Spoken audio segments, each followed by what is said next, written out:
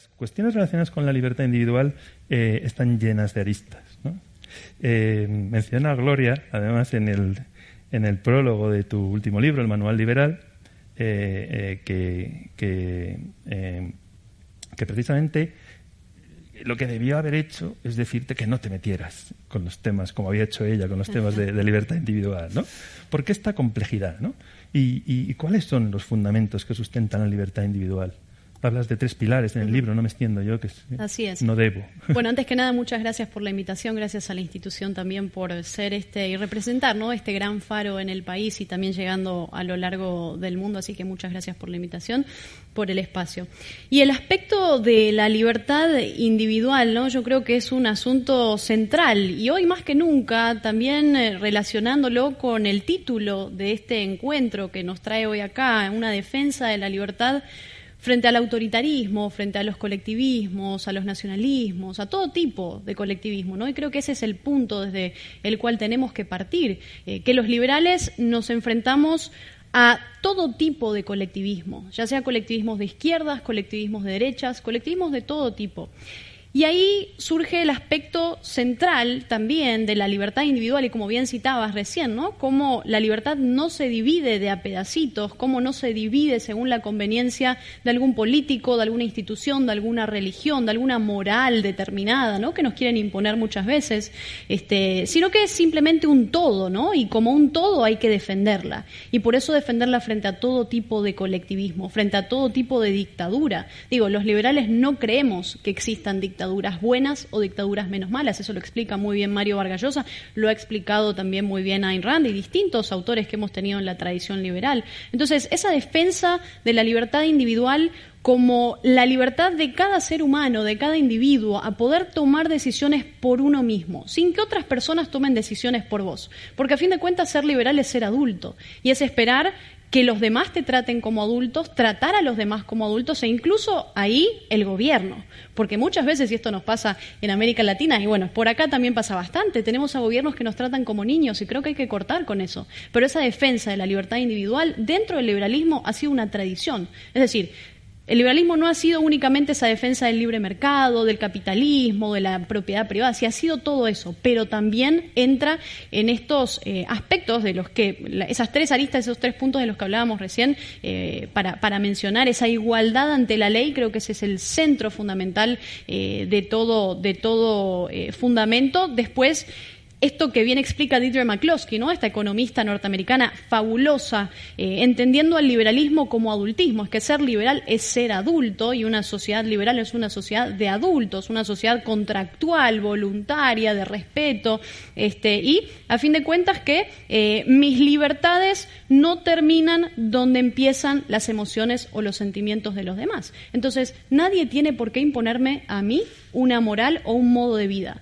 Creo que ese tiene que ser siempre el punto central y bueno, creo que es algo que mis 2 queridísimas amigas lo explican muy bien constantemente, ¿no? Uh-huh. Hay una cuestión fantástica que en el libro de Antonella, con todas las mentes brillantes que ella pudo recopilar, se ve y se palpa, ¿no? Y es que chispazos de libertad vamos a encontrar en todas las culturas y en todos los tiempos históricos. Siempre que ha habido un individuo que ha cuestionado la mentalidad en masa de seguir a un dictador o a un monarca o a un caudillo solo por seguirlo, siempre ahí vamos a encontrar chispazos de libertad. Entonces eso no solo va a ser digamos, exclusivo de Occidente, porque también ha habido pensadores y rebeldes en el mundo asiático, incluso en la América prehispánica, hasta en África. Pero a veces cuando decimos, bueno, pero es que el liberalismo surgió en Occidente y entonces tenemos que alabar a Occidente, muchas personas confunden que la razón por la que el liberalismo surgió en Occidente fue a pesar de los vicios de Occidente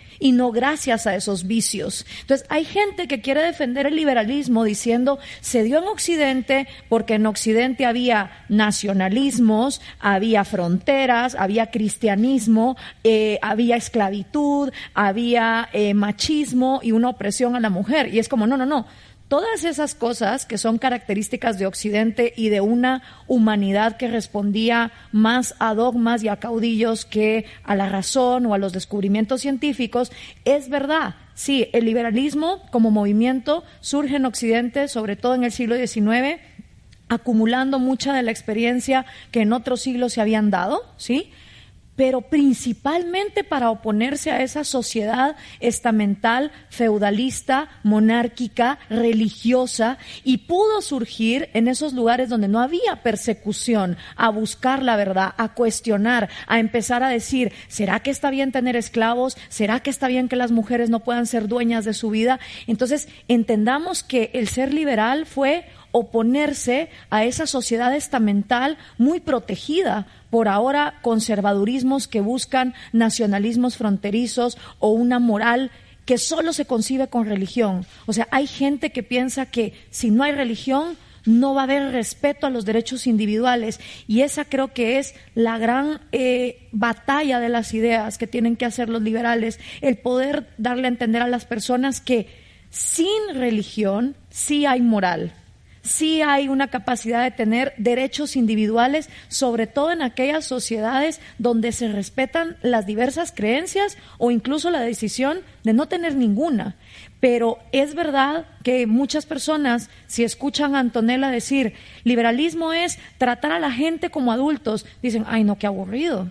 Porque ser adulto es ser soso, es no tener vidilla, como dicen aquí los españoles, y yo lo veo al revés. Yo creo que cuando la gente empieza a tratarse como adulta y se respetan los derechos individuales a la vida, a la libertad, a la propiedad de cada cual, entonces hay espacio para ser creativo, para el arte, para el deporte, para expresarse. En cambio, cuando nos tratamos como niños, inmediatamente esos regímenes totalitarios se vuelven grises, se vuelven serios, se vuelven represivos. Entonces, al final, al hablar de un liberalismo que nos trata como adultos, es también hablar de la posibilidad de tener imaginación, creatividad, expansión de las diferentes ideas, y no hay que ver la adultez como algo soso, sino como la oportunidad de cada quien entonces poder realizar sus sueños. Yo estaba escuchando a Antonella y yo pensaba, igual esto es más una conversación que un debate, porque estoy de acuerdo totalmente con cómo estaba enfocando el tema de la libertad individual. Sin embargo, si me permitís que ponga un contrapunto, si nos centramos en ese mensaje, da la sensación de que le estamos diciendo a los demás, sois una panda de niñatos si no aceptáis los principios liberales, etcétera, ¿no? Como decía Gloria, pues parece que ser adulto es ser soso, etcétera. Y yo creo que es mucho más fácil ser Peter Pan en nuestra sociedad que ser una persona adulta que se hace cargo de sus responsabilidades. Por supuesto, no de una manera muy obvia, porque yo me encuentro, o todos nos hemos encontrado alguna vez, personas que aparentan ser adultas, tienen responsabilidades familiares, etcétera, pero luego son muy inmaduras, ¿no? Entonces, me gustaría enfocar el ser adulto, ¿no?, como la necesidad de emanciparse, que es lo que hacen los hijos, ¿no? Al final adquieres una autonomía desde que eres bebé, aprendes a caminar por ti mismo, a comer tú solito, a vestirte tú solo, a aprender por tu cuenta, y llega un momento en que tienes tu trabajo y te vas de casa de tus padres, lo que es la emancipación, ¿no? Entonces todos necesitamos emanciparnos de los demás y también de las instituciones en las que nos hemos criado. No quiere decir que tengamos necesariamente que acabar con ellas, aunque con las instituciones tóxicas sí que hay que acabar, pero sí es cierto que contemplar la mayoría de edad o la defensa de la libertad como el ser adultos, para mí implica esa emancipación. Ahora bien, cuando hablamos de emancipación frente a tiranía o frente a sometimiento, no hay que olvidar que en nuestras sociedades pues hemos logrado fabricar unas cárceles fantásticas, súper amplias, con unos barrotes de oro y capacidad también para tener fantasía, imaginación, para crear, etcétera, incluso si seguimos estando dominados y seguimos siendo Peter Pan, que al final, cuando pasa algo, miras al cielo y buscas al Estado y le pides ayuda, ¿no? Creo que, por desgracia, solamente cuando esa cárcel se hace pequeñita, como en los países de la Unión Soviética, Corea del Norte, Cuba, Venezuela, etcétera, que es cuando notas la presión del tirano en tus carnes físicamente, por desgracia muchas veces, es cuando te das cuenta de la importancia de esa emancipación individual. La verdad es que habéis ido directamente a un tema que tratamos precisamente con la profesora McCloskey aquí, que fue el tema del adultismo, ¿no? O sea, que me parece interesante haber entrado directamente ahí desde la idea de libertad individual, ¿no? Porque, claro, en el fondo, ¿qué es ser adulto? ¿Qué es ser maduro en los términos en los que estamos hablando? Pues enfrentarnos a lo que, a los temores que nos debilitan, ¿no? ¿Y para qué? Para conquistar precisamente nuestra capacidad de elegir, que es la esencia del ejercicio de nuestra libertad, ¿no? Entonces, claro, está ahí detrás, habéis comentado el tema histórico, ¿por qué hablamos de liberalismo? ¿Cuándo se produce? Claro, ¿cuándo se produce? Cuando nos hemos enfrentado a esos temores, cuando hemos roto esa lógica de miedo a ejercer la libertad, ¿no? Entonces, de ahí que quizás una de las claves relevantes es el miedo en la sociedad contemporánea. ¿Cómo enfrentarlo? ¿Cómo lograr la confianza? ¿Cómo superar el miedo y ser capaces de ejercer nuestra libertad individual? Bueno, a mí me parece, incluso, fíjate que el miedo es lo que impera en todos estos tipos de regímenes o de sistemas cerrados, ¿no? De sociedades que rechazan, o movimientos, ¿no?, que rechazan la libertad. Y si uno piensa en el libre mercado, uno piensa en precisamente, ¿no?, en el capitalismo y lo que ha logrado a lo largo de la historia. Digo, el libre mercado se trata de confianza, ¿no?, que es la antítesis de toda esa concepción. ¿Por qué? Porque cuando uno, y creo que ese fue el momento central, no solamente en este momento, sino a lo largo de nuestra humanidad. ¿En qué momento avanzamos y logramos desarrollarnos tanto? En el momento en que entendimos que era mucho más beneficioso para nosotros cooperar y comerciar en vez de estar guerreando, en vez de saquear, en vez de ir constantemente a este tipo de enfrentamientos entre individuos, ¿no? Pero de ahí yo quiero destacar también, hay dos puntos que me parecieron importantísimos, ¿no? Primero, el concepto de emancipación a mí me parece fundamental, y eso ha estado de la mano a lo largo de esa historia del liberalismo, ¿no? Porque el liberalismo surge precisamente como una defensa de esos tres puntos de los que hablamos, ¿no? La libertad individual, la libertad económica, la libertad política, pero también esa fuerte tradición, ¿no?, en las libertades individuales, y hago mucha fuerza en eso, porque, la emancipación de la mujer, gracias al liberalismo y al capitalismo, y entendiendo al capitalismo, como bien lo describe muchas veces María, como el capitalismo como el mejor amigo de la mujer, el mejor amigo de las personas con cualquier tipo de color de piel, ¿no? La lucha por el abolicionismo ha sido también una lucha liberal, o la defensa incluso de las libertades LGBT. Estos temas hay que ponerlos sobre la mesa, y han sido históricos en los, en esos pilares que han defendido los autores de esta tradición liberal. Y otro punto que bien mencionaba Gloria, ¿no?, porque creo que también muchas veces suele ser uno de los caballos de Troya de muchos movimientos que se infiltran y que buscan presentarse como cosas liberales, pero que realmente no tienen nada de liberales, y esos vemos mucho, ¿no?, hoy en día, porque claro, insisto, para mí hoy los grandes enemigos de la libertad están apareciendo como los amantes de la libertad. Entonces hay que tener mucho cuidado. Y el caso de Occidente y esa narrativa, incluso la narrativa de la batalla cultural, que ahora me gustaría hacer énfasis sobre eso, pero el tema de Occidente, y esto lo dice muy bien el autor argentino José Venegas, ¿no?, cómo el liberalismo surge dentro de un modelo entendido como un anticuerpo, ¿no? ¿Por qué surge en estas ideas de libertad también con fuerza, o por qué rebrotan también? Porque nos vamos más a la historia, ha estado a lo largo del mundo, a lo largo de la humanidad, pero en Occidente como punto central, porque claramente Occidente era como un cuerpo enfermo, y el liberalismo surge como surge un anticuerpo dentro de un cuerpo enfermo, o sea, como un enfrentamiento a todos esos atropellos que existían dentro de Occidente, ¿no? Y ahí entra muchas veces conceptos que buscan rebuscar el tema de la batalla cultural, o que Occidente, y esa manera de endiosar determinados aspectos. Yo lo de la batalla cultural es algo que sí quiero hacer énfasis, porque, insisto, unir una palabra, un término bélico como batalla, a un concepto como la cultura, que es un orden espontáneo, desde mi punto de vista, es una gran contradicción en términos. Primero porque la cultura es un orden espontáneo, ¿no? Es algo que se ha dado a lo largo de la historia, como surge el lenguaje, como surge el mercado, como surgen todos estos órdenes espontáneos que conocemos. Y ese concepto de batalla cultural es simplemente querer imponer una cultura por encima de la otra, o creer que una cultura es mejor que la otra, simplemente porque alguna institución, religión, movimiento, partido político o cualquier populista, ya sea de izquierdas o derechas, vienen a decirnos que eso es el modelo perfecto de sociedad, ¿no? Así que simplemente traer también ese punto a colación, ¿no? Uh-huh.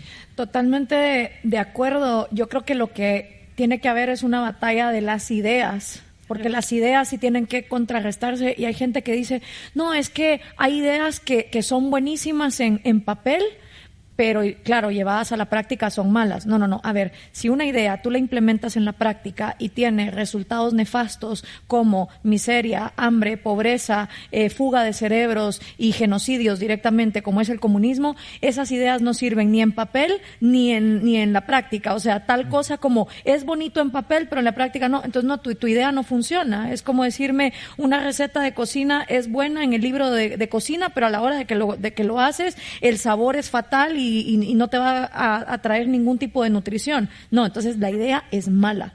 Y eso es lo que el liberalismo tiene. La propuesta de decir, vamos a ver cómo la realidad se nos presenta, cómo podemos utilizar métodos que son de sentido común, que obedecen a la razón, a la ciencia, no al misticismo, no al dogmatismo, no al populismo, sino al sentido común, para entonces evolucionar y avanzar. Y lo que nos ha enseñado la historia de la humanidad es que cuando hay libertad y todos nos respetamos los unos a nosotros, nos va mejor. Cuando una sola persona quiere venir a imponer, en lo que Hayek decía, es imposible porque nadie puede tener toda la información. Y si eso no era posible en el siglo XX, mucho menos en el siglo XXI, donde el conocimiento es súper disperso, lo que nos va a decir el liberalismo es, precisamente porque nadie puede tener la razón en todo y tener todo el conocimiento a la vez, como para saber qué es lo mejor para cada cual, lo mejor es que cada cual sea el mandatario de su propia vida, de esa emancipación, que justo ahorita que estamos en el 200 aniversario del Bicentenario de América Latina y la independencia, yo hice una publicación con un video que hice hace unos años sobre la historia de la independencia de Guatemala, porque Guatemala ni quería independizarse de España. Nos llegó la noticia de México de, ¡hey!, ya no son parte del imperio, vayan a ver cómo se organizan. Y fue todo un problemón. Entonces, no nos hemos emancipado psicológicamente los hispanoamericanos desde hace 200 años. No nos emancipamos psicológicamente de pensar, tiene que haber un gobierno que me diga cómo me tengo que comportar, una religión para que yo me porte bien, tiene que haber una sociedad que me diga por dónde ir. O sea, si no nos emancipamos psicológicamente, ¿cómo vamos a tener instituciones que obedezcan a ese sentido común? No las vamos a tener. Van a ser instituciones que van a seguir obedeciendo al dogmatismo, a la batalla cultural, a lo que sea que venga. Ahora, tradicionalmente se creía que el éxito venía de evitar el fracaso. La felicidad venía de ser casi que un robot que nunca sienta tristeza. Y ahora a mí me parece curioso cómo personas que vienen de afuera del liberalismo, que no conocen el liberalismo, como por ejemplo Esther Perel, que ha estado mucho en temas de relaciones tóxicas, relaciones románticas, o Mark Mason, que habla acerca de el sutil arte de que no te importe dejo el espacio en blanco, o por ejemplo el estudio que se hizo de las universidades norteamericanas, donde esta cultura de lo políticamente correcto está protegiendo a los niños. Bueno, aquí les pongo 3 ejemplos de diferentes disciplinas que por fuera del liberalismo están llegando a la conclusión de que mientras más tú proteges a alguien del fracaso, de lo ofensivo, de lo diferente, de lo duro de la vida, más frágil lo vuelves. No lo vuelves más fuerte, no lo vuelves más feliz, no lo vuelves más resiliente. Y todas estas disciplinas están llegando a la conclusión de que para ser adulto, para emanciparse, hay que caerse, hay que embarrarse en el lodo para entonces levantarse. Y el liberalismo siempre ha abrazado esta lógica desde el mercado libre, porque en el mercado libre va a haber una destrucción creativa. Los empleos que hace 200 años eran cruciales, hoy ya no existen. Y los que hoy son cruciales, en 300 años, si el mundo sigue avanzando, se van a modificar. Y eso hay gente que le tiene pánico y terror. Entonces nos quieren volver, como dice Mario Vargas Llosa en el Manual Liberal, a un pasado idílico que nunca existió, a un nacionalismo donde todos pensaban igual, todos tenían la misma religión, todos hacían exactamente lo mismo. Y eso es mentira. Lo que había eran tribus y ahí el individuo no existía. Entonces, el enseñarle a la gente que la única manera de ser feliz, de alcanzar el éxito, de sentirte pleno, es hundiéndote, fracasando, metiéndote a la vida a vivirla con todo lo que eso implica, es difícil.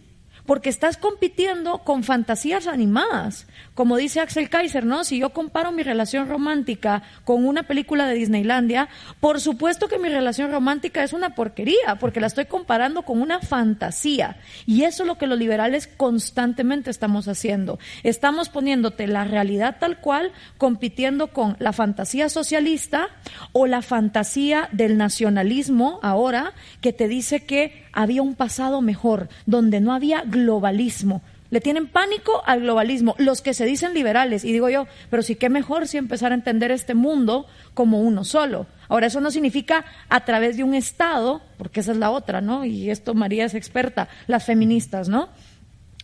Nos oponemos al patriarcado, genial. Pero su solución es volver a las mujeres dependientes del padre más corrupto y más nefasto de todos, que es papá Estado.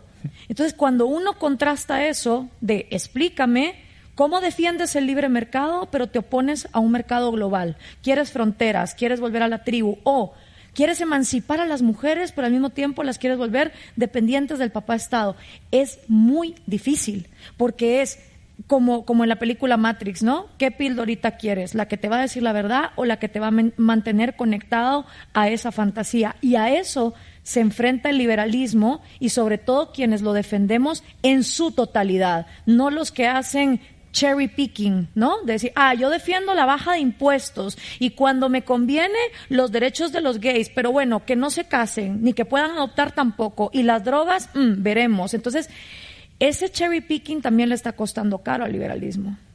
Yo quiero hacer, me parece muy importante la deriva de la conversación respecto a los miedos y el perfectismo del que estaba hablando Gloria, pero luego pongo aquí un asterisco, nota a pie de página, quiero llevarle la contraria a mis compañeras y ofrecer mi no va a ser todo fácil, chicas. Ofrecer mi punto de vista respecto a cómo entiendo yo es el término de batalla cultural, ¿no?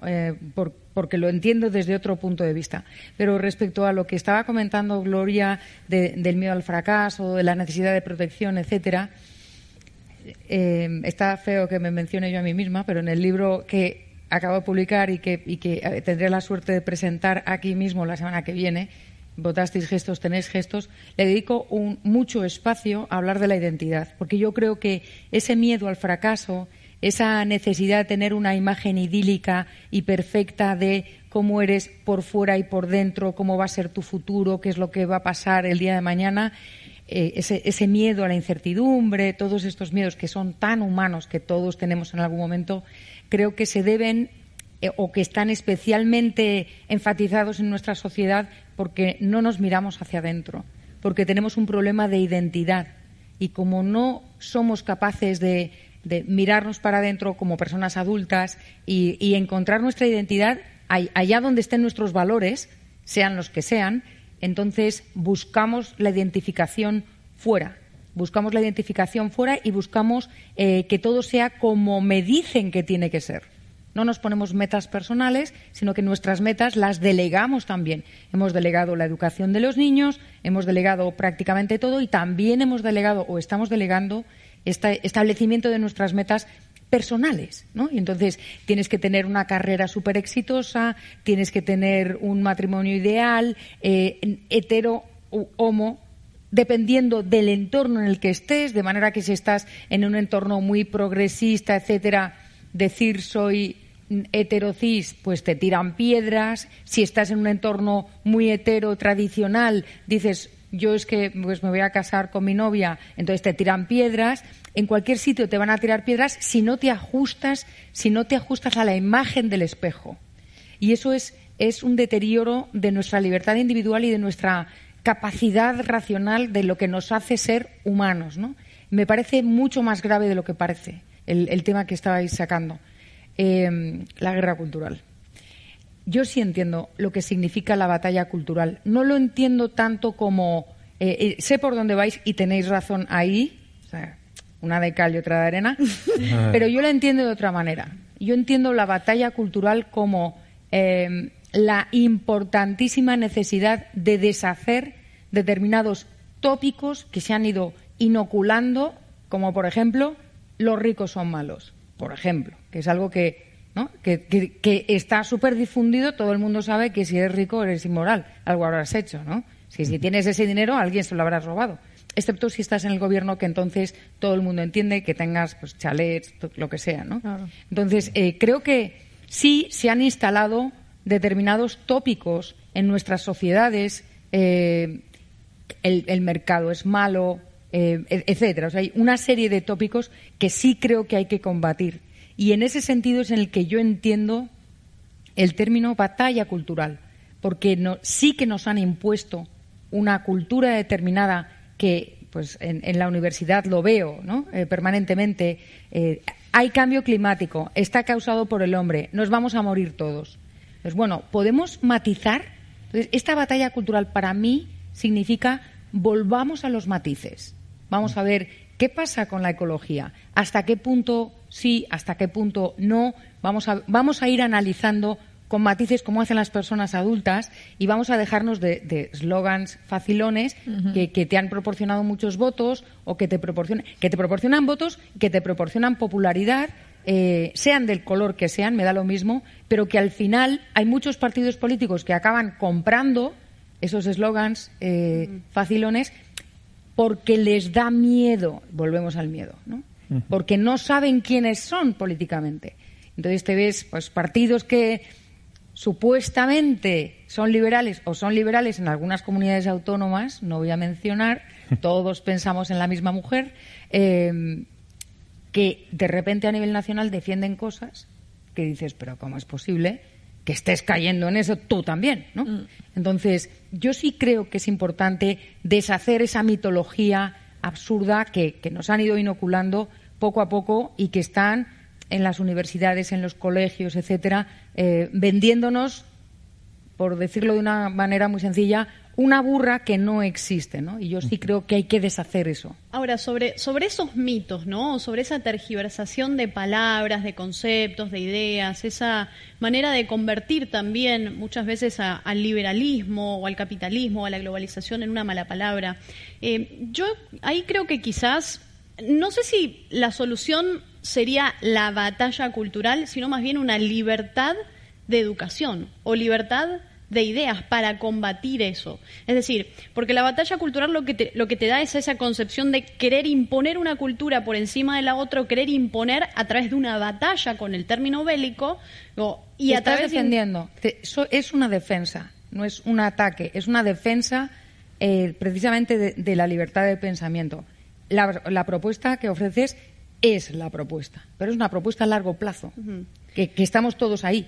Pero a corto plazo, yo entiendo batalla como hay que dar un paso al frente y decir lo que hay y lo que no hay. Pero no tanto como vamos a imponer lo nuestro. Obviamente yo soy una persona incapaz de imponer casi nada a mi alrededor, ¿no? Claro, el punto es que los que usan el concepto de batalla cultural hoy en día y dentro del movimiento son los que sí buscan imponer una moral a través del Estado. Pero eso es otra cosa. Igual que usan el mercado, igual que usan la palabra liberalismo, igual que usan todo lo que haga falta para imponer como hacen derecha e izquierda para imponer lo suyo. Claro, y batalla cultural también surge, ¿no? Creo que esto también es importante, ¿no? Del concepto gramsciano, ¿no? De Antonio Gramsci, la idea de hegemonía cultural como un concepto de toma educativa y cultural para poder llevar un mensaje. Y creo que eso es llamativo, es un fenómeno y vuelvo al punto del que hablábamos recién, porque, digo, hoy lo usa tanto la izquierda como la derecha. Al concepto de batalla cultural. Y a mí me hace ruido por eso, y precisamente, o sea, el principal punto por el que me hace ruido el concepto de batalla cultural es que la cultura es un orden espontáneo. O sea, la cultura no es algo que uno se sienta a dictaminar y dice, la cultura es esto, y mañana va a ser esto, esto y esto. Entonces, cuando vos hablás de un orden espontáneo, yo insisto, creo que ahí no puede entrar, porque ya se convertiría en una contradicción en términos, hablar de una batalla de culturas. Y para que culturas entren en una batalla, tenés que tener, y muchas veces, y esto es lo que pasa, ese monopolio de la fuerza, que termina siendo el Estado, para imponerte una cultura. Y eso es muy peligroso. Tener a un Estado, tener a ese monopolio de la fuerza dictaminándote cuál es la cultura o qué es esto de el ser, ¿no? El somos por encima del soy. Y estos nacionalismos o nacionalpopulismos que empiezan a surgir hoy, de izquierdas, de derechas, socialismos de derecha que vemos también muy arraigados a lo largo de Europa, y bueno, del otro lado también venimos con muchos de estos movimientos. Y estos son los mismos que utilizan este concepto del marxismo cultural, ¿no? Digo, como si existieran libertades marxistas, y es un argumento que también se les cae, porque los países o los lugares, los territorios en los que se respetan mayormente las libertades individuales, que es un tema por el que a nosotras muchas veces nos llaman marxistas culturales y demás cosas, digo, son los países más libres, son los países con mayor respeto por la libertad económica, libertad política, derechos de propiedad, digo, instituciones muy consolidadas y muy libres. Entonces, es un argumento rebuscado, no sé si Gloria sí. Pero a ver, les hago una pregunta. Volviendo a lo de batalla de las ideas, ¿no? Como un mercado de ideas. Exacto, que la gente lo elija. Como un mercado de ideas, porque al final son las ideas las que propulsan ciertas culturas, ¿no? Y dependiendo de cuáles son las ideas que en una cultura se permitan, más diversidad, ¿no? Entonces, aquí dos cosas. Por ejemplo, el cambio climático. La idea detrás es de que la humanidad es capaz de acabar con el planeta. Si nosotros, no sé, leemos Cosmos de Carl Sagan o a Sapiens de Harari, o simplemente observamos la historia del planeta Tierra, 4.5 mil millones de años y 10.000 años de Homo sapiens, nos vamos a dar cuenta de que el planeta puede existir sin nosotros perfectamente. De hecho, ha tenido 5 extinciones masivas. Entonces, la idea de el ser humano puede acabar con el planeta es una idea completamente errada. Ahora, esa idea genera culturas que son incluso antihumanistas, liberticidas, porque su objetivo es que la humanidad solo no exista, porque su impacto siempre tiene un costo de oportunidad, lo cual es así. O sea, cualquier cosa que nosotros hagamos va a tener un costo de oportunidad, porque vivimos en una realidad donde un recurso implica el impacto sobre otro, acción-reacción. Ok, pero la idea detrás es el humano puede acabar con el planeta. No hay ningún estudio que lo soporte. Lo que sí puede pasar es que si seguimos así, promulgando odios entre nosotros, viniendo de dogmas, nacionalismos y populismos, nos vamos a acabar nosotros como especie, pero el planeta va a seguir y otra cosa va a formar, como se formó toda la vida después del meteorito de los dinosaurios. Entonces, para mí la batalla no es las culturas peleando, sino las ideas que se permiten dentro de esas culturas. Y pongo otro ejemplo de Guatemala. Cuando yo estudiaba antropología en Bélgica, había esta obsesión por mantener las culturas estáticas, ¿no? Sobre todo las culturas hispanoamericanas. Esta obsesión del europeo de mantener al indígena bailando alrededor del fuego con su traje típico. Y cuando yo les decía, pero vamos a ver, en Guatemala, si una niña indígena mañana se quiere poner blue jeans, quiere hablar por celular, se quiere conectar por internet, ¿qué? la vas a forzar porque hay que preservar esa cultura. Ahí estoy de acuerdo con Antonella en que las culturas son dinámicas y van a seguir avanzando, y para mí es una cuestión individual.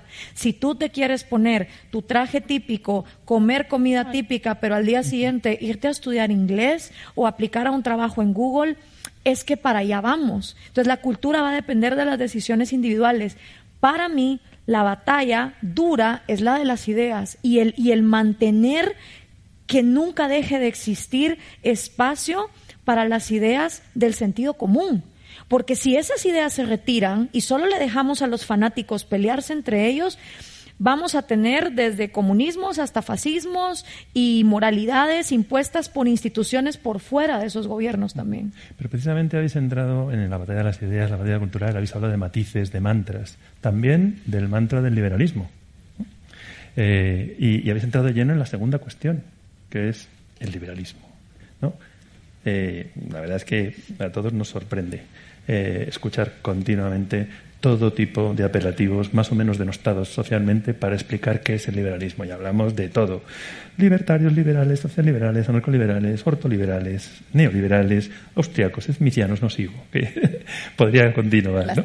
Recuerdo incluso antes mencionabais cómo en el fondo el discurso del liberalismo puede llegar incluso de una voz que defiende el autoritarismo, ¿no? Entonces fue curioso durante un diálogo con Janusz Varoufakis, que en un momento dado él decía que se reconocía como marxista, pero luego decía que era más liberal que todos nosotros.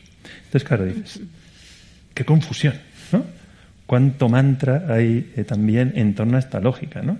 Entonces, nos interesa muchísimo saber cuál es vuestra visión del liberalismo. ¿Qué es y qué no es liberalismo? Sabemos que no sois de las personas que os dedicáis a repartir carnets de liberal. No es eso, lo sabemos, ¿no? Pero nos gustaría entender qué es para vosotros el liberalismo. ¿Qué es y qué no es liberalismo?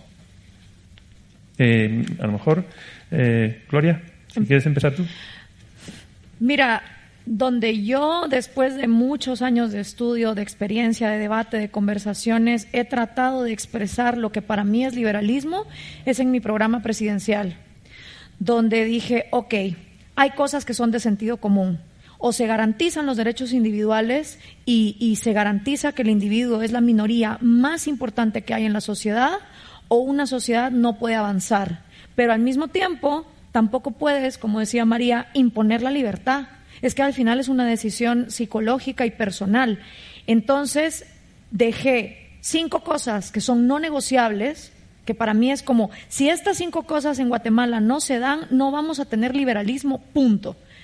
Y luego abro el debate a 10 puntos, donde dejo el juego a la decisión individual, para ver qué tan lista está la gente para ser adulta. Y la manera en que lo dividí fue, de estas 10 cosas, lo que la gente escoja es un avance para la cultura, pero no es imprescindible para el respeto al derecho del individuo como la minoría más pequeña que hay. Y si sin esas condiciones, simplemente para mí no se puede hablar de liberalismo. Por eso cuando me preguntan sobre proyectos políticos liberales, lo que pregunto es, ¿cuál es el plan de gobierno? Porque una cosa es lo que se dice, pero otra cosa es lo que se hace. Entonces, para mí es eso. El liberalismo es el respeto irrestricto al individuo como la minoría más pequeña que hay y a su proyecto de vida. Y el proyecto de vida no solo es, está vivo y lo dejo respirar. No, el proyecto de vida es que esa persona en todo momento tenga la capacidad de decidir cómo vivir su vida, sobre todo en decisiones que la pueden transformar por completo, como por ejemplo, cuándo ser mamá, cuándo no, quiero una carrera universitaria o no, quiero migrar, quiero abrir un negocio, quiero comerciar con otros, y que todas esas preguntas, cuando un individuo se las haga, su único límite sea su propia decisión. No que sea de, me encantaría viajar, pero mi régimen no me lo permite. Me encantaría comerciar con los japoneses, pero resulta que mi país los tiene bloqueados. Me encantaría leer tal libro, pero resulta que en la escuela no lo hay. No, cada vez que un individuo se pregunta, quiero hacer esto, quiero caminar hacia allá, Su único límite debería ser su propia decisión, siempre y cuando también entienda que todos los demás tienen el mismo derecho, porque hay mucha gente que es muy buena para defender sus libertades, pero cuando se trata de defender las libertades de otros que no tienen el mismo estilo de vida que él, ahí sí ya no les gusta. Pues no, tampoco. Pero resumiendo, para mí es eso, es como el bambú, que es muy rígido en entender que el individuo es la minoría más pequeña que hay, pero es muy flexible ante todo lo que el sentido común, la ciencia, la tecnología, la evolución nos va enseñando sobre cómo es el funcionamiento de este cosmos. El liberal por excelencia siempre pone el nuevo conocimiento por encima de cualquier dogma y no tiene miedo de decir, me equivoqué. Ahora resulta que hay nueva evidencia que me demuestra que las mujeres sí están capacitadas para votar. Entonces evolucionamos a eso, o que los negros no tienen por qué ser esclavos, o que no tiene por qué haber una religión para que haya moral. Eso me parece lo más fantástico del liberal. Uh-huh. Yo no soy tan sofisticada, la verdad es que soy más simplona en este sentido. Me cuesta muchísimo definir qué es el liberalismo.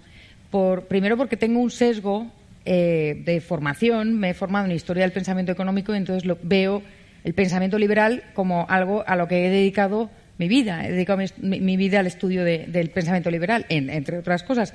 Pero para mí, de verdad, María, el liberalismo es solamente una manera de mirar el universo. Es decir, es una manera de enfrentarse a todo, a la vida, basándose en dos cosas, en la responsabilidad individual unida a la libertad individual, pero es que se nos olvida muchas veces lo que implica asumir tu responsabilidad individual, que es tomar decisiones sabiendo que te vas a hacer cargo de las consecuencias. O sea, decides sabiendo que te vas a hacer cargo de las consecuencias. Si no te vas a hacer cargo de las consecuencias, entonces no estás eligiendo libremente, estás haciendo otra cosa. Estás eligiendo, pero no de acuerdo con lo que yo llamo una decisión libre, ¿no?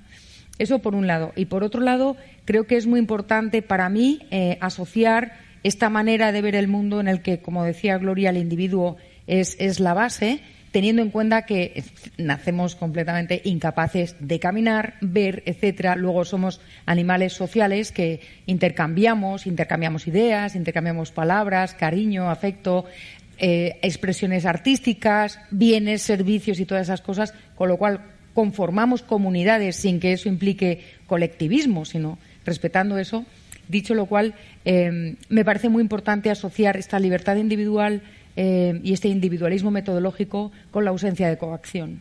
La ausencia de coacción implica que implica un ejercicio personal enorme para aceptar que el otro no está de acuerdo contigo, que el otro puede estar equivocado y no te tiene que ofender.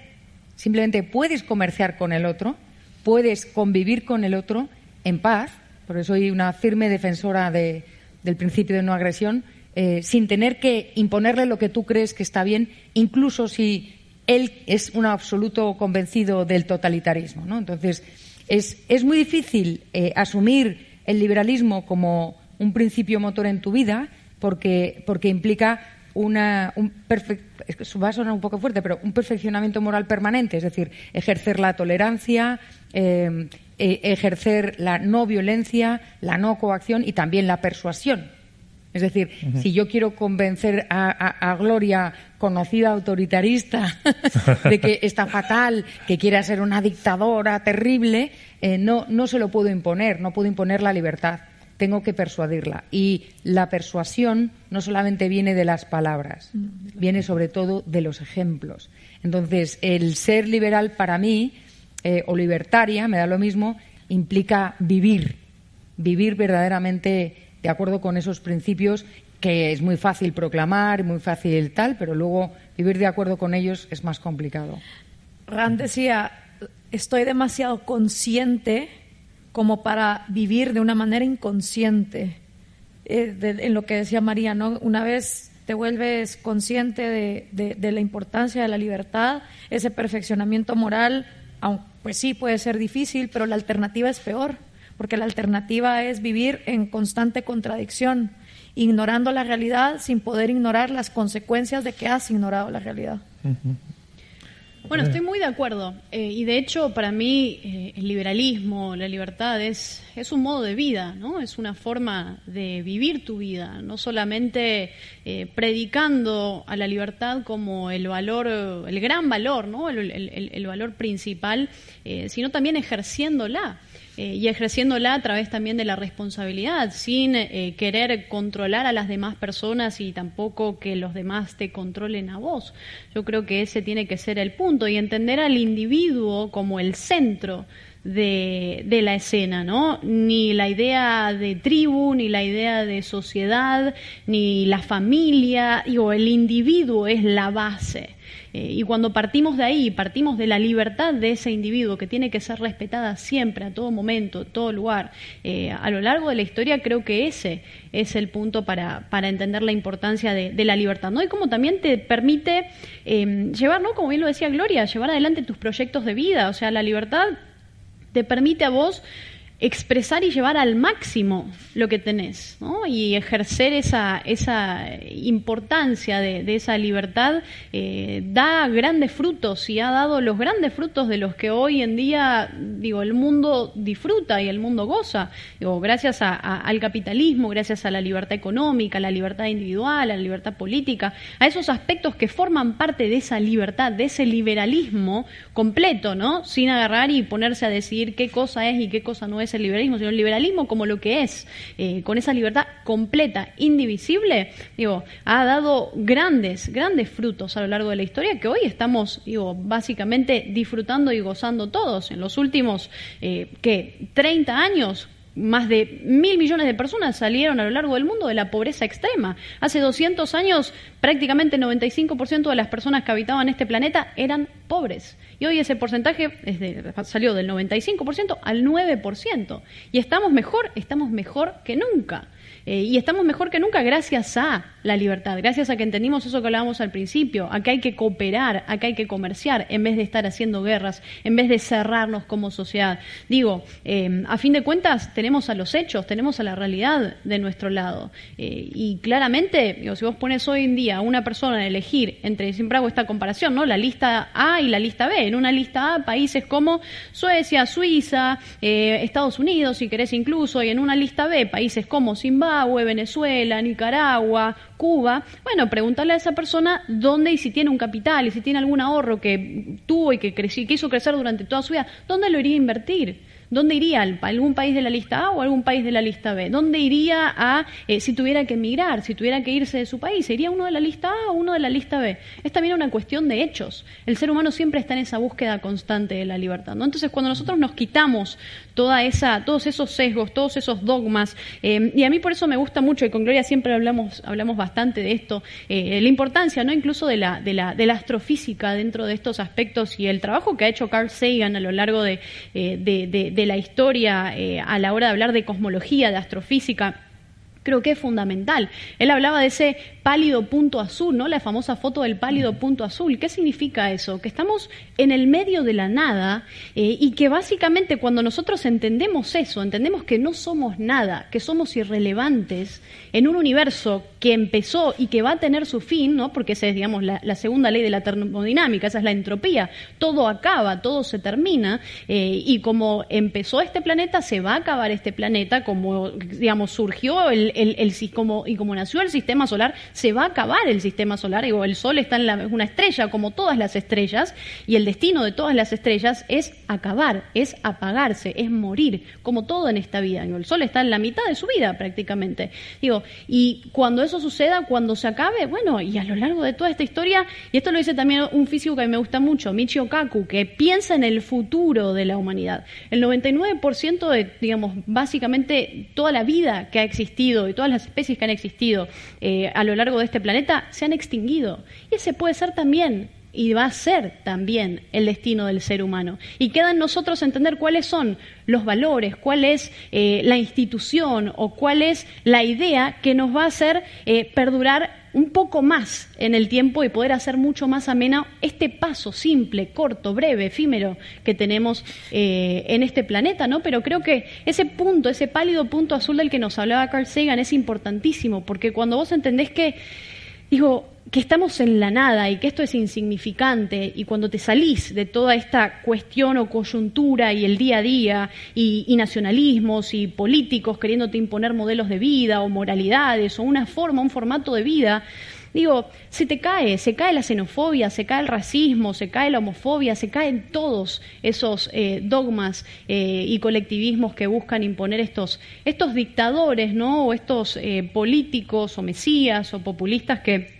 bueno, básicamente buscan una gloria efímera en un pálido punto azul, ¿no? Y eso que dice Antonella es crucial, porque a veces dicen, ay, es que los liberales están trasnochados, metidos en el siglo XIX con teorías obsoletas. Primero, teorías obsoletas para nada. Hubo 2 guerras mundiales, una depresión, una guerra fría que obstaculizaron que esos liberales pudieran implementar muchas de las cosas que venían pensando. Menos mal hubo orden espontáneo, gracias al cual salimos de esa pobreza, y como pasa ahora en los medios de comunicación, ¿no?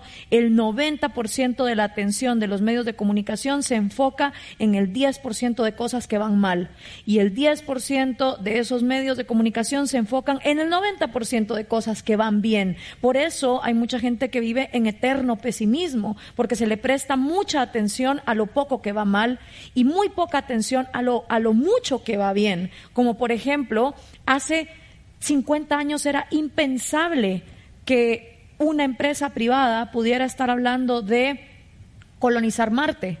Hoy es una realidad. Antes era como, si no es el gobierno, ¿quién lo va a hacer? Ahora ya no es ni siquiera, ¿qué vamos a hacer si el gobierno no construye carreteras? No, es que ahora va a haber cohetes espaciales a pesar de que hay gobiernos. Entonces, el liberalismo tiene mucho para dar. Y tenemos de muchísimas cosas que hablar. Y entonces a mí me da risa cuando la gente dice, es que ustedes los liberales, todo es los impuestos y el individuo y tal. No. Ojalá pudiéramos hablar de otras cosas. Ojalá ya estuviéramos en una humanidad donde tu raza, tu sexualidad fuera tan insignificante como qué color de zapatos llevas. Ojalá ya avanzáramos tanto y ya no hubiera todos esos cadenas colectivistas para que el liberalismo pudiera estar hablando de cómo vamos a llegar al siguiente planeta y qué tipo de sociedad y cuál es la moralidad. Pero mientras la mayoría de la gente, por más que avance en cuestiones materiales, no avanza mentalmente, el liberalismo pues también tiene que seguir perdiendo el tiempo en las cosas que siguen siendo relevantes para la gente que todavía se está peleando por quién va a ser el próximo presidente o cuál es el Dios verdadero. O sea, ojalá la humanidad pudiera avanzar, y va a depender de quienes sostengan la razón. O sea, lo que a mucha gente se le olvida es que la libertad es una antorcha, ¿no?, que va pasando de época en época, de historia en historia, por pocos valientes que encima se arriesgan a ser atacados, humillados, insultados. Bueno, nosotras ya menos mal las hogueras son cibernéticas, pero es que antes eran reales. Entonces, si no hay gente valiente que se atreva a pasar la antorcha a lo siguiente, la humanidad cae.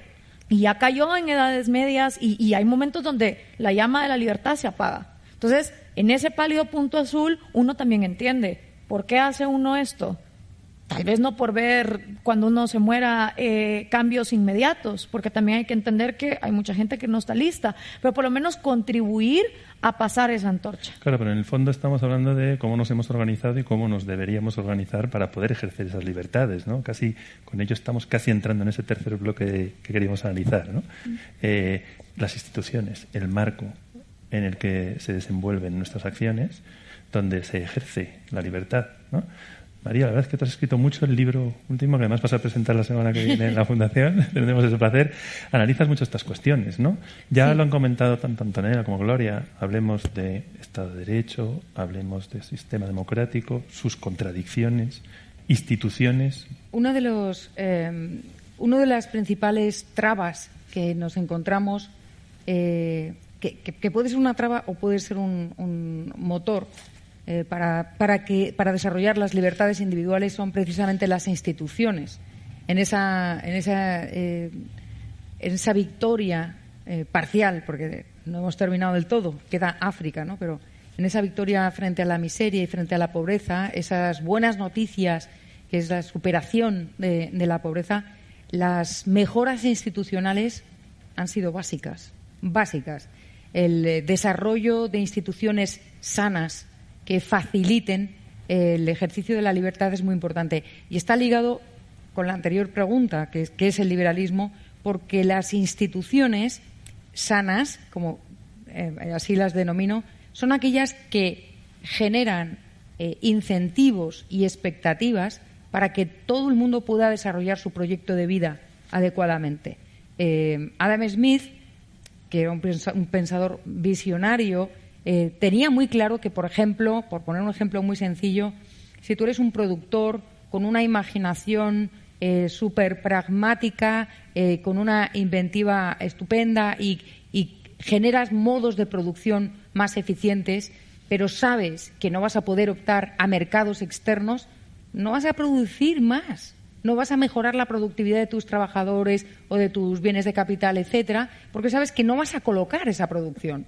En el momento en que tú tienes la expectativa, porque hay mercado libre, tienes la expectativa de que tal vez si mejoro, si compito, si mi calidad es mejor, si mi producto cada vez tiene pues un empaquetado más fácil, etcétera, si yo mejoro y mi producción mejora, puedo vender fuera. O sea, tengo esa expectativa de poder colocar mi producción fuera. Entonces tienes incentivos para ir mejorando tú y a la larga el resto de la sociedad. Porque en el momento en que tú tengas beneficios, los demás empresarios van a decir cómo lo ha hecho, van a imitar tu proyecto o van a imitar tu modo de hacerlo, tu modo de producción, etcétera, y se va a mejorar la calidad de los productos, se va a permitir que los productos se vendan más barato, que se difundan a más países, etcétera, etcétera. Entonces, es importante entender que las instituciones no deben imponer dónde se invierte, dónde no se invierte, qué se hace o qué no se hace, sino que están ahí para evitar que haya pues que se incumplan los contratos, que haya violencia contra la propiedad ajena, ataques a las personas, etcétera, de manera que se fomente estas expectativas y estos incentivos. Y en este sentido son muy importantes, además de las instituciones económicas, que son las que más he estudiado, las instituciones políticas. Y para mí, como tú mencionabas, una de las instituciones más importantes que creo que la hemos abandonado es el Estado de Derecho, ¿no? El Estado de Derecho es ese conjunto de normas, de premisas que aseguran que al final la democracia no va a ser una imposición de una mayoría a una minoría, que el presidente elegido democráticamente no va a dar una patada constitucional como ha pasado en tantos países y ojalá no pase nunca en España, de manera que la patada constitucional le va a atornillar en el poder y ya una vez atornillado va a hacer de su capa un sayo, va a hacer lo que quiera, va a oprimir a la población y va a imponer y va a decidir por los demás, ¿no? El Estado de Derecho es lo que nos protege y asegura que somos todos iguales ante la ley, que hay rendición de cuentas, que el que la hace la paga, seas el rey, presidente de la República, presidente del Gobierno, ministro, mujer de ministro o María Blanco simplemente, ¿no? Entonces, esa institución me parece muy importante y creo que es necesario que nos demos cuenta de que las instituciones son seres vivos.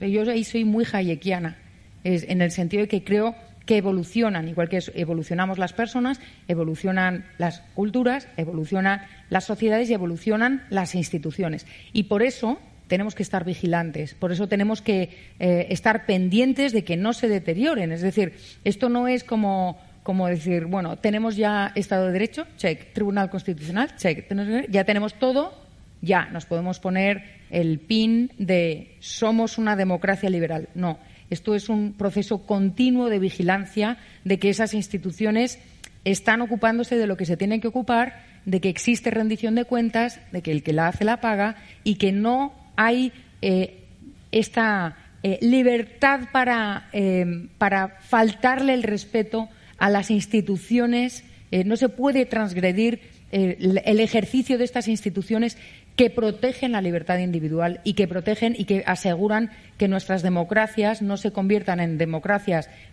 como las que tenemos, corruptas, donde hay un asalto a la propiedad privada, donde el Tribunal Constitucional, donde el sistema de justicia se ve amenazado permanentemente, etcétera, etcétera, ¿no? Creo que es importantísimo el tema institucional. Hay que leer a Acemoglu y Robinson cuando explican cómo hay unas instituciones detractivas y unas instituciones productivas, y no son compartimentos estancos, sino que A puede pasar a B y B puede pasar a A, ¿no? Y somos los ciudadanos, la sociedad civil, los individuos, somos quienes tenemos que defender con nuestra voz y con nuestros actos que nuestras instituciones estén en la lista de instituciones no productivas y no detractivas.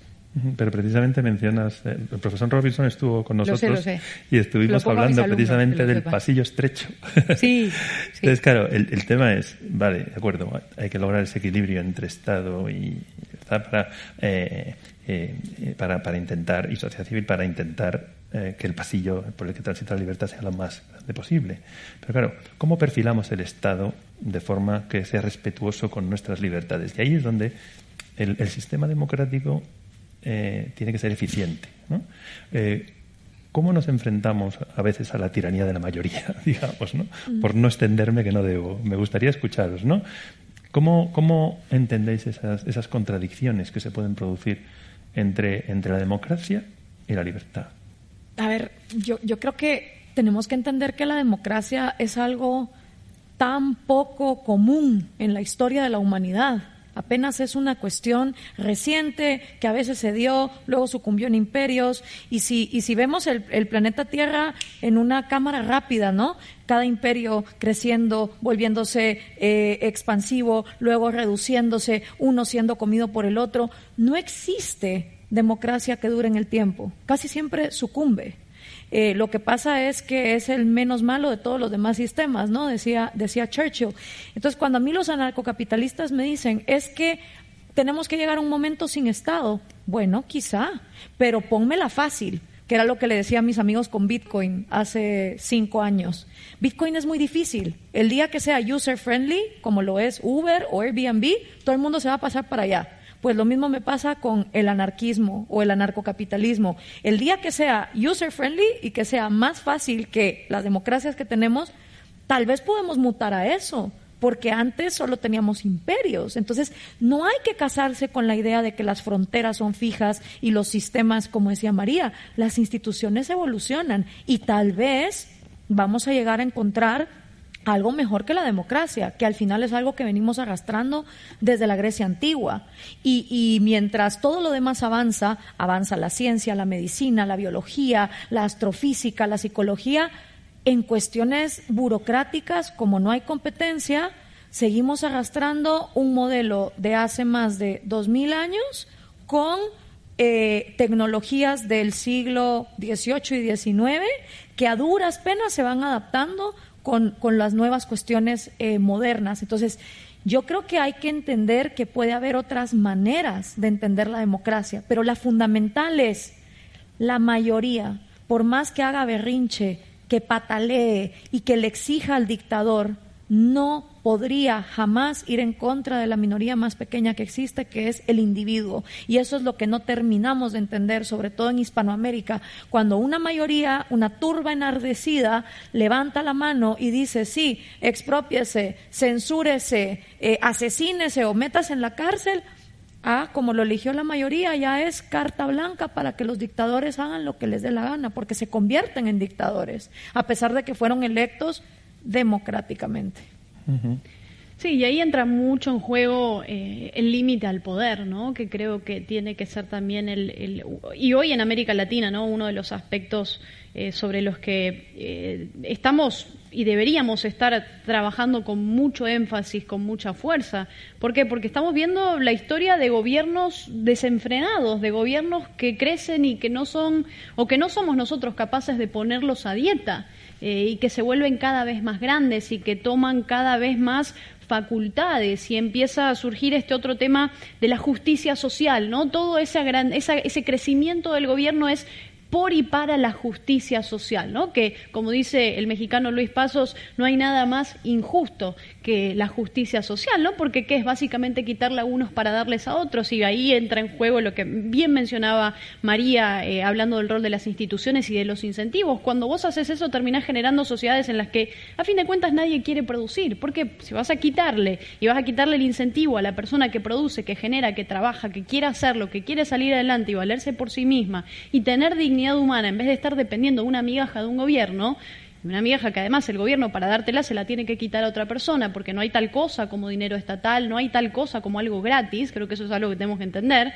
Y lo digo como Argentina, ¿no? Porque también es un país de 45 millones de habitantes donde básicamente 20 millones reciben dinero del Estado.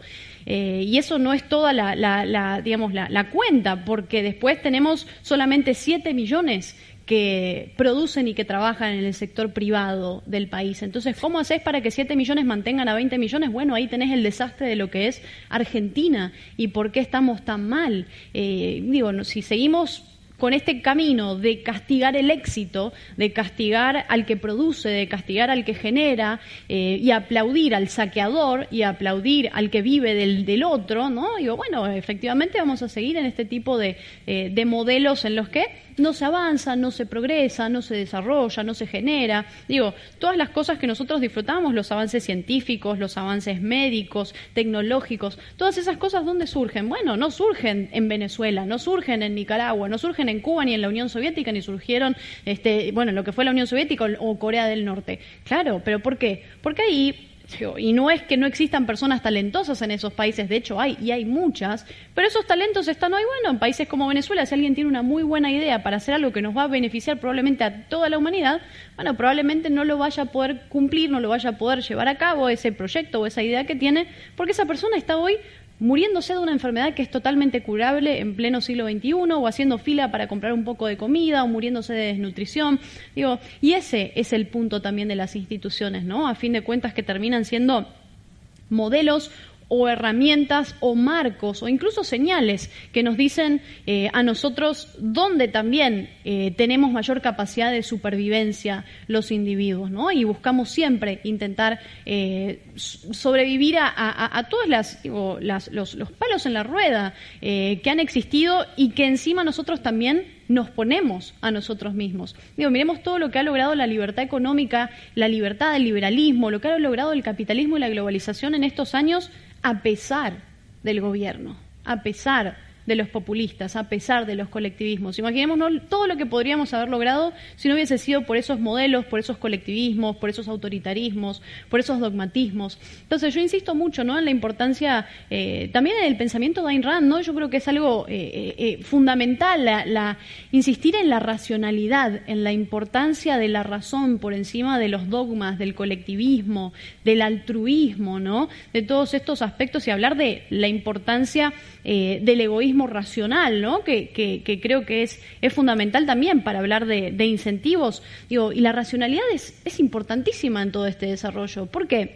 Primero porque el ser humano generalmente lo identificamos o lo denominamos como un ser racional, pero el ser humano no es un ser racional. El ser humano puede ser un ser racional si elige ser un ser racional. El ser humano tiene la capacidad de ser un ser racional, pero uno no es un ser racional per se. Uno no es simplemente que nace como un ser racional. Tenés que elegir pensar, ¿no? Y creo que ahí también está el desafío. Es un esfuerzo, tal cual.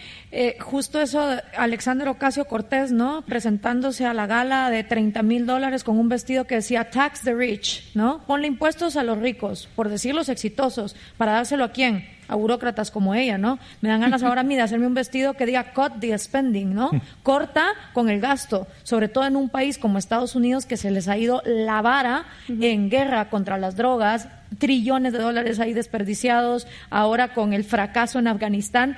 Y claro, todo el mundo aplaudiendo esa irracionalidad, porque nadie se pone a pensar, vamos a ver, esta es una burócrata parásita estatal llegando a una gala de $30,000 con un vestido de diseñador que encima dice cóbrenle a los ricos, a los exitosos. ¿Para qué? Para dárselo a ella.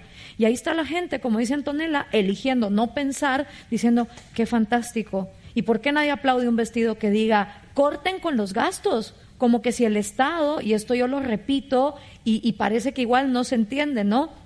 El gobierno no produce nada. Cada centavo que el gobierno tiene es porque alguien lo produjo. No es una maquinita de lotería ahí haciendo, claro, hacen plata, pero plata que al final es inflacionaria, que no tiene ningún respaldo.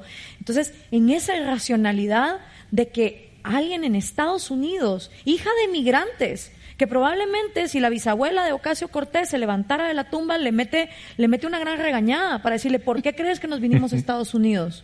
Por huir de realidades donde precisamente al éxito se le castigaba, mientras se aplaude al fracasado, al Aragán, ¿no? Yo me acuerdo estudiando en Bélgica también, que Gonzalo, que está aquí, no me dejará mentir, teníamos un compañero que teniendo 25 años, 2 brazos, 2 piernas, siendo súper sano y fuerte, le cobraba al Estado 700 euros. ¿Qué incentivo va a tener alguien de conseguir un trabajo cuando el Estado solo por existir y respirar te da 700 euros? Ninguno. Entonces, esa es la irracionalidad que gobierna en la cultura. A mí me gustaría incidir brevemente en un tema relacionado con las instituciones que tendemos a olvidar para complementar lo que se está diciendo. Y es que, pues las instituciones son imperfectas como el ser humano. No va a haber instituciones perfectas, no va a haber democracia perfecta, y eso es así. Y luego también hay que tener en cuenta que el Estado no es un ente como Godzilla. El Estado es un conjunto de estructuras, es una estructura de instituciones que están ocupados por personas que tienen incentivos y expectativas y que van a intentar vivir de ello, que es perfectamente racional. Es decir, lo que decía Antonella, pues ellos piensan muchísimo y piensan muy bien, o sea, piensan fenomenalmente bien, y teniendo en cuenta que su objetivo es permanecer en el poder y mínimo esfuerzo, máximo beneficio, que es un poco el principio racional que nos guía a todos, ¿no? O sea, nadie no sería racional hacer el máximo esfuerzo y obtener el mínimo beneficio, ¿no? Claro, el tema es cuando los servidores públicos tienen como objetivo su propio beneficio. Entonces, hay que leer mucho a Anthony de Saint-Exupéry, Tony de Saint-Exupéry, que lamentablemente falleció hace pocos años, cuando él habla del Estado, en su libro que se llama El Estado, precisamente, desde el punto de vista de los incentivos que tiene